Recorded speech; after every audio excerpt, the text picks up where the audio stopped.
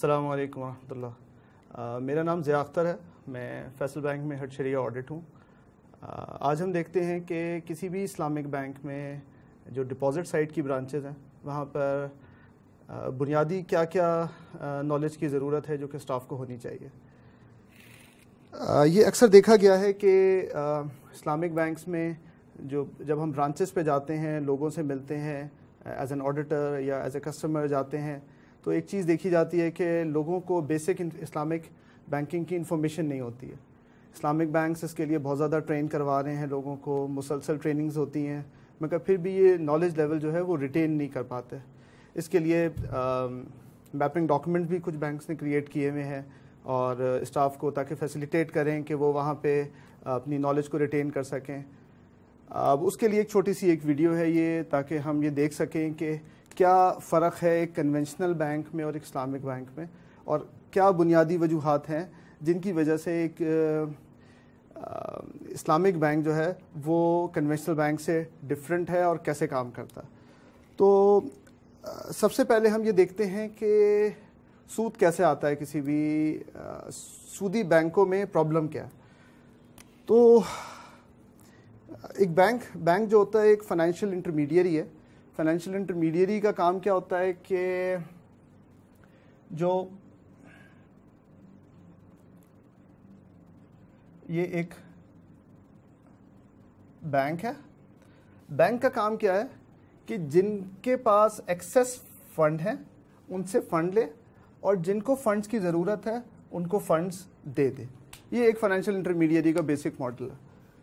जिनके पास access fund होते हैं वो डिपॉजिट्स रखवाते हैं बैंक के पास, और जिनको ज़रूरत होती है वो कस्टमर्स होते हैं, कंज्यूमर्स होते हैं, कॉर्पोरेट होती है, कमर्शियल होता है।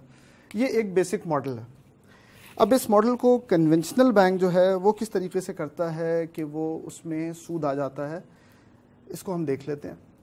अगर आप एक कन्वेंशनल बैंक के कस्टमर हैं और आप अपने बैंक को 1 लाख रुपए डिपॉजिट रखवाते हैं और आपका बैंक आपसे ये कहता है कि आपके जो पैसे हमने कहीं इन्वेस्ट किए थे उसमें लॉस आ गया, तो क्या कोई कन्वेंशनल बैंक ऐसे डिपॉजिटर्स को कह सकता है? नहीं कह सकता। इसी तरीके से अगर कोई कन्वेंशनल बैंक किसी कस्टमर को से ABC कॉर्पोरेट्स को कोई फंडिंग करता है, कोई ट्रांजैक्शन करता है, आप उसको यूँ समझ लेते हैं 100 मिलियन का एक डिपॉजिट था जो बैंक ZX को दिया गया और इसने इस कस्टमर को दे दिया ABC कॉरपोरेशन को 100 मिलियन। ABC कॉरपोरेशन ने ये कहा कि जी आपने जो 100 मिलियन दिए थे वो मैंने एक फैक्ट्री बनाई और वो फैक्ट्री जो है वो डिस्ट्रॉय हो गई। क्या ये लॉस ये बैंक बर्दाश्त करेगा? नहीं करेगा। जहाँ पर ये रिलेशनशिप होती है कि आपका प्रिंसिपल प्रोटेक्टेड हो, इसको यूँ समझ लें कि आप किसी को 1 लाख रुपए दें कर्जे में और वो घर से बाहर निकले और उसके पैसे गुम हो जाएं, कोई छीन के ले जाए, तो क्या जब आप कर्ज़ा किसी को देते हैं उसके बाद आप ये कहते हैं कि वो जो पैसे आपने मुझे कर्जे में दिए थे वो तो कोई मुझसे ले गया, या वो प्रिंसिपल आपका प्रोटेक्टेड रहता है, आपको वो पूरे आपके पैसे वापस मिल जाते हैं। इसी तरीके से कन्वेंशनल बैंक जब कस्टमर्स को देते हैं तो उनका प्रिंसिपल प्रोटेक्टेड रहता है। इसका मतलब है कि उनकी जो रिलेशनशिप होती है वो लोन की होती है या कर्ज की होती है। इसी तरीके से जब डिपॉजिटर से कन्वेंशनल बैंक कोई पैसा लेता है तो वो भी यही रिलेशनशिप होती है, लोन की होती है, कर्ज की होती है। एक चीज़ इसका मतलब है कि कन्वेंशनल बैंक के पास सिर्फ एक प्रोडक्ट है जिसका नाम है कर्ज। वो कर्ज देता है, कर्ज लेता है। दे बोरो मनी, दे लेंड मनी। अच्छा, अब हम एक देख लेते हैं, एक रिवायत है, कुल्लु कर्ज़िन जर्रुन मनफ़िअतिन फ़हुवा मिन वजूहिर रिबा। हर वो कर्ज जिस पर कोई बेनिफिट दिया जाए वो सूद है। ठीक है, ये जो रिवायत है उसके हिसाब से अब ये जो ABC कस्टमर जो 10% प्रॉफिट दे रहा होगा वो किस रिलेशनशिप के अगेंस्ट होगा? कर्ज के अगेंस्ट होगा। तो ये जो होगा वो रिबा होगा। इसी तरीके से ये ZSX बैंक जो डिपॉजिटर को 5% दे रहा होगा ये भी रिबा होगा, क्योंकि उसकी अंडरलाइंग रिलेशनशिप कर्ज की है। ठीक है, तो ये हमें समझ में आ गया। अगर कोई कस्टमर आकर हमसे ये कहता है कि कन्वेंशनल और इस्लामिक बैंक्स में कोई फ़र्क नहीं है, दोनों में भी डिपॉजिट लिए जाते हैं, दोनों में आप घर के लिए पैसा देते हैं, गाड़ी के लिए पैसा देते हैं, तो हम उनको ये बेसिक रिलेशनशिप समझा सकते हैं कि कन्वेंशनल में तो चूंकि कर्ज है और कर्ज के अगेंस्ट हमें बेनिफिट मिल रहा है या हम दे रहे हैं तो ये सूद होता है। और सूद जो है वो फिर हदीस शरीफ जैसे हमने यहाँ बताई, कुल्लु कर्ज़िन जर्रुन मनफ़िअतिन फ़हुव मिन वजूहिर रिबा, तो वो हराम है। अच्छा, अब हमें इस पूरी रिलेशनशिप में क्या ये रिलेशनशिप ये बताती है कि बैंक का मॉडल गलत है, या ये चीज़ गलत है कि ये जो अंडरलाइंग मोड है ये गलत है, इसकी वजह से ये पूरा फाइनेंशियल इंटरमीडिएशन का मॉडल जो है ये हराम हो जाता है? अगर तो सिर्फ ये रिलेशनशिप गलत है तो हम इस रिलेशनशिप को किसी ऐसे मॉडल में कर देते हैं जो कि सहाबा के दौर में साबित थी या ऐसी थी जो पहले से चली आ रही थी और हज़रत सल्लल्लाहु अलैहि वसल्लम ने उसको मना नहीं किया। ऐसी रिलेशनशिप जो कि शरिया कंप्लाइंट हो, उसमें अगर हम इसको चेंज कर सकते हैं तो यही मॉडल के एक्सेस पैसा किसी के पास रखवाया जाए और वहाँ से वो आगे किसी को जिसको पैसे की ज़रूरत है उसको दे, उसको चैनलाइजेशन करे। ये इस्लामिक वे में भी हो सकता है। यही काम इस्लामिक बैंक करता है। कैसे करता है? हमने सेम यही मॉडल बना लेते हैं। डिपॉजिट बैंक कंज्यूमर, ठीक है। अब हम कर्ज तो नहीं दे सकते, तो हम क्या करते हैं, हम देखते हैं कि हज़रत सल्लल्लाहु अलैहि वसल्लम के दौर में क्या रिलेशनशिप थी, क्या किया जाता था।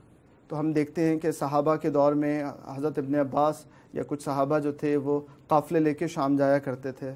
या हम इसको यूँ देख लें कि हज़रत वसल्लम और हज़रत खदीजा रज़ियल्लाहु अन्हा के बीच में एक रिलेशनशिप थी जिसमें हज़रत खदीजा ने इन्वेस्टमेंट की थी, पैसा दिया था और हज़रत वसल्लम उसको लेके शाम गए थे और वहाँ जाकर उन्होंने उसको बेचा था और प्रॉफिट में शेयरिंग ली थी। यानी कि फंडिंग सारी डिपॉजिटर की थी और हज़रत वसल्लम की सर्विसेज थी और इन दोनों ने आपस में कोई प्रॉफिट शेयरिंग की रिलेशनशिप कायम कर ली थी। इस रिलेशनशिप को मुदारबत कहते हैं, मुदारबा कहते हैं, ठीक है। और मुदारबा क्या है? जिसमें किसी की फंडिंग हो और किसी की सर्विसेज हो और ये दोनों आपस में जो रिलेशनशिप करें उसमें प्रॉफिट शेयरिंग एग्री कर लें शुरू में। इस पर हम अभी आते हैं।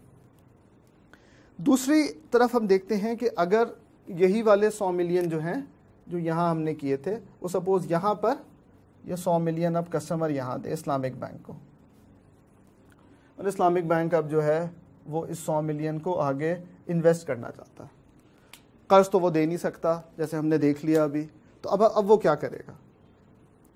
इसके लिए बहुत आसान तरीका है। अगर आपको 100 मिलियन मिले तो आप उसके क्या करेंगे?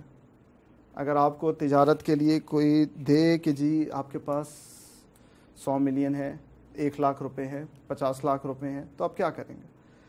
उसकी एक रिलेशनशिप पे क्या जहन में आती है? आप क्या करेंगे? आप ये करेंगे कि जी मैं ख़रीदो फरोख्त करूँगा, दुकान खोल लूँगा और दुकान खोल के उस पर मैं चीज़ें रख के बेचूँगा, सेल परचेज़ करूँगा। हो सकता है कि मैं जी प्लॉटों का काम शुरू कर दूँगा, मैं प्लॉट्स ख़रीदूँगा और उसको बेचूँगा, मैं घर ख़रीदूँगा उसको बेचूँगा, सेल परचेज़ करूँगा। तो एक मोड हो गया जो कि पहले जहन में आता है जिसको हम तिजारत में कहते हैं, वो ये कि हम सेल परचेज़ करते हैं। हो सकता है आप ये सोचें कि नहीं मैं ऐसा करूँगा कि मैं तो एक पूरी बिल्डिंग ख़रीद लूँगा और उसको किराए पे दे दूँगा। मैं हो सकता है गाड़ियों का एक फ्लीट ख़रीदूँ और उसको रेंटल्स पे दे दूँ और मैं रेंटल इनकम से कुछ कमाऊँ। तो ये भी एक सही तरीका है जिसको शरिया कंप्लाइंट मोड एक है। या ये है कि आप बोलेंगे कि जी मैं तो पार्टनरशिप कर लूँगा,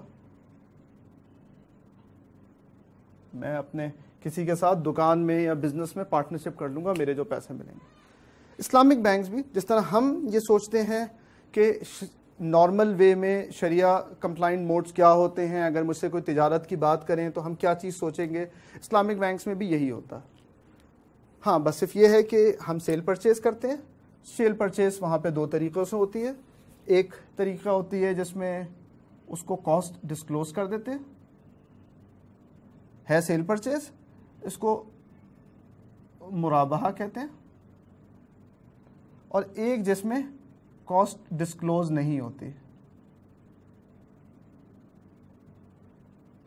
इसको मुसावमा कहते हैं।